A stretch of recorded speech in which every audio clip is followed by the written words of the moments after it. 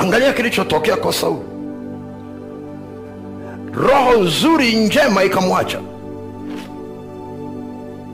ikamuingia roho mbaya. Kwa hii chanzo cha roho mbaya kwenye mfumo ni uasi, kumwasi Mungu. Na mwasi Mungu maana yake maelekezo yake kufuatana na mfumo. Kwa hiyo anachoagiza kampuni hii havifanani, lakini viongozi walioko kule wanahitaji kusikia Mungu anasema nini juu ya mifumo yao. Unasema kwa nini? Kwa sababu Mungu ndiye aliyeumba mifumo. Shetani hajawahi kuumba mfumo, wala uwezo hana. Kwa usijaribu kutegemea msaada kutoka kwa shetani kukuumbia mifumo. Akitengeneza ni forgery, ni ya muda mfupi sana. Lakini mifumo iliyowekwa kwa ajili ya kusimamia uumbaji wa Mungu huku duniani ni Mungu ndiye aliyeumba. Shetani amepata nafasi ya kuitawala kwa sababu mwanadamu aliasi. Na vivyo hivyo katika mifumo tulio nayo, uasi ndio mlango mkubwa wa kufungulia roho mbaya. Swali la pili, roho mbaya ikiingia katika mifumo inazani. Roho mbaya ikiingia katika mifumo inazani. Kile kitabu cha Samueli wa kwanza sura ya 16 ule mstari wa 14 inasema hivi. Samueli wa kwanza 16:14, basi roho ya Bwana ilikuwa imemwacha Sauli, na roho mbaya kutoka kwa Bwana ikamsumbua. Bwana Yesu asifiwe. Bwana Yesu asifiwe. Unaweza kusema sasa Mungu analeta roho mbaya na roho njema saa hiyo tu kweli? Lazima unahitaji kusoma Biblia vizuri. Hapo anazungumza kinachofanyika langoni. Najua kinachofanyika kwenye lango. Mlango huo mwenye nyumba anaingia, na mlango huo mwizi anaingia. Tatizo sio mlango. Aliyepewa kulinda mlango hakuchuja cha kuingia. Sasa kwa sababu unalitizama kwa jinsi ya Mungu, ndio maana mpaka leo watu wengi sana wanashindwa kutofautisha ni kipi kilichoko kwenye mfumo na kipi hakiko kwenye mfumo, kipi kimeletwa na Bwana, kipi hakijaletwa na Bwana. Lakini vitu vyote tunamlaumu Bwana na kumsingizia Bwana. Iko ndani ya Biblia. Mungu sio chanzo cha uasi. Sauli akaasi. Alipoasi ni kama vile amefungua mlango, roho mbaya ikaondoka.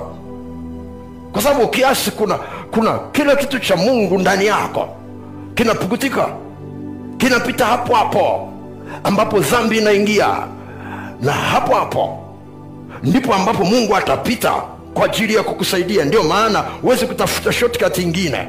Kama dhambi imepita hapo, mlango huo lazima ufunguliwe na toba. Lazima ufunguliwe na toba. Bwana Yesu asifiwe. Bwana Yesu asifiwe. Bwana Yesu asifiwe. Na Biblia inazungumza, inasema ikamsumbua, ile roho mbaya ikamsumbua. Kwa hiyo kitu kimoja wapo cha kwanza ambacho roho mbaya ikiingia kwenye mfumo inafanya ni kuachilia usumbufu. Inaondoa utulivu. Utulivu wa namna gani? Utulivu wa kimaamuzi. Kukitokea tu uasi ndani ya moyo wa mtu, kitu cha kwanza anachopoteza ni utulivu ndani yake, au amani ndani yake, kwa lugha nyingine ambayo watu wanaweza wakaelewa. Ndio maana maandiko yanasema amani ya Kristo na iamue ndani yenu. Ndio inayokupa utulivu. Unaamua sawasawa na Mungu anavyotaka uamue. Lakini kukishaingia uasi, kuna sauti nyingine inakuwa imeingia, unakuwa umepoteza utulivu. Ukishapoteza utulivu, tutatambua kwamba huna utulivu ni kwa sababu na maamuzi yako hayana utulivu. Unaamua alafu huna uhakika na ulichoamua. Unasema nimeamua hiki lakini sina uhakika sana kama nimefanya uamuzi sahihi. Unaamua tena. Umaye kufikiria kutaka kusafiri kesho, alafu asubuhi unasema kesho nitasafiri. Hiyo ni saa 1. Ikifika saa 4 unasema sisafiri. Sasa vipi, mbona umebadilisha tena? niona tu nibadilishe. Inasikana kuna vitu ninavyotakiwa kufanya hapa.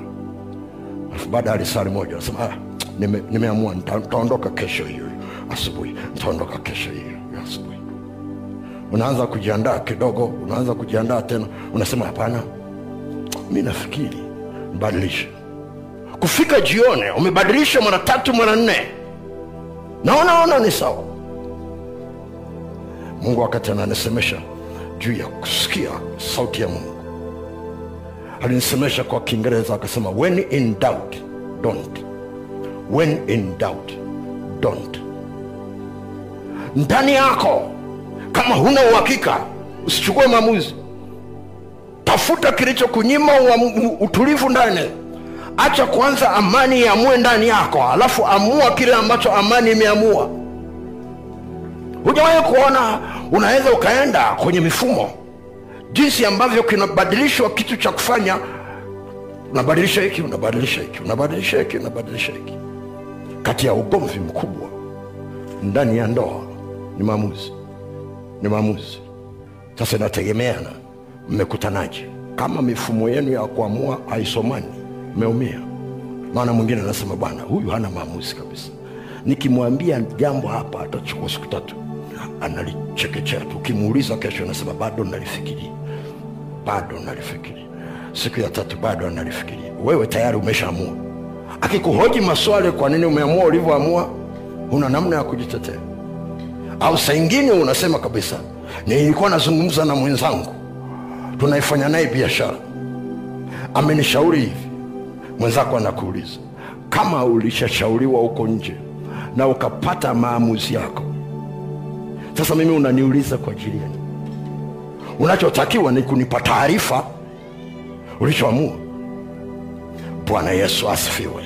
Bwana Yesu asifiwe. Bwana Yesu asifiwe. Haleluya.